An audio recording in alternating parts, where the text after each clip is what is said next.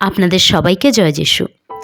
আমাদের channel Bangla Bible story ও motivational স্টোরিতে আপনাদের সবাইকে স্বাগত। যদিও আমরা বাইবেল স্টোরি বলছি, কিন্তু মনে রাখবেন এগুলো সব সত্য ঘটনা। প্রিয়, আজকে আমরা বাইবেলের যে বিষয়টা তুলে ধরেছি সেটা হলো গুড ফ্রাইডে।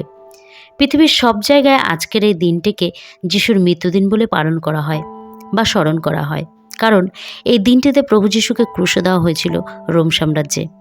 আজ সারা বিশ্ব জুড়ে গুড ফ্রাইডে বা পূর্ণ শুক্রবার পালিত হচ্ছে। মানুষ আবার এই দিনটিকে শুধুমাত্র যীশুখ্রিস্টের মৃত্যুদিন বলেই জানেন। কিন্তু কখনো আপনারা নিজের মনকে প্রশ্ন করেছেন, কেন এই দিনটি গুড বা পূর্ণ শুক্রবার?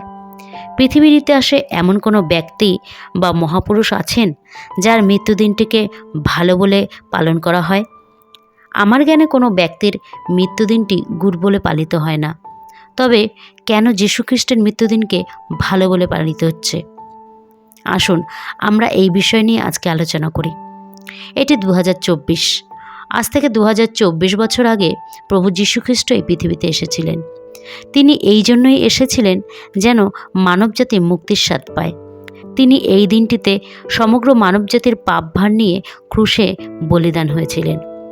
বাইবেল বলে, পশু বা ছাগলের রক্তের বিনিময়ে মানুষের পাপ হরণ হয় না, অর্থাৎ রক্তক্ষরণ ব্যতি রেখে মানুষের পাপের ক্ষমা হয় না। আর এই রক্তক্ষরণ পশুর নয়, কিন্তু মানুষের। তাই মানুষের পাপের জন্য একজন মানুষকেই বলিদানের প্রয়োজন ছিল। তাই প্রভু যীশু মানবরূপে এই পৃথিবীতে এসে নিজের জীবন বলি দিয়েছিলেন। যেমন ধরুন, আমাদের মানব শরীরে যদি রক্তের দরকার হয়, তাহলে যেমন পশুর রক্ত শরীরে কার্যকারী হয় না, তেমনি মানুষের পাপের জন্য একজন মানুষকে রক্তক্ষরণ করার প্রয়োজন ছিল। তাই এই জন্যই প্রভু যিশুর মৃত্যু মানবজাতির পাপের উদ্ধারের পথ। প্রভু যিশু এই পৃথিবীতে মানবরূপ ধারণ করে এসেছিলেন, আর তিনি আমাদের জন্য মারা গেলেন, কবরপ্রাপ্ত হলেন এবং তৃতীয় দিনে আবার জীবিত হলেন। তাই প্রভু যিশুর জন্মগ্রহণ করার কারণই ছিল তার মৃত্যু। যিশাইয়া নবী দ্বারা 700 বছর আগেই বলা হয়েছিল, আমাদের জন্য তাকে মরতে হবে, আমাদের কারণেই তাকে কষ্ট ভোগ করতে হয়েছে এবং ক্রুশে দেওয়া হয়েছে। প্রভু যিশুর জন্মের পূর্বেই তার মৃত্যু নিশ্চিত করা হয়েছিল।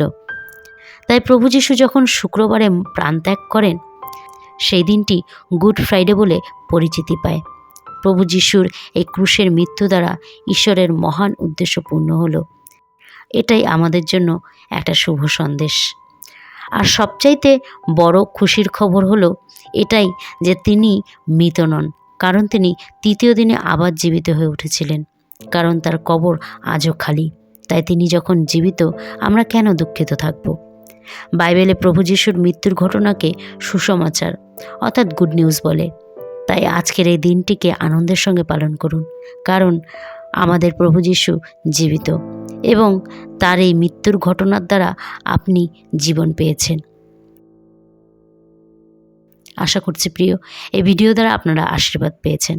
ভিডিও ভালো লাগলে লাইক করবেন, শেয়ার করবেন। পরবর্তী আরেকটা নতুন ভিডিও নিয়ে আপনাদের সঙ্গে দেখা হবে। ততক্ষণের জন্য জয় যিশু।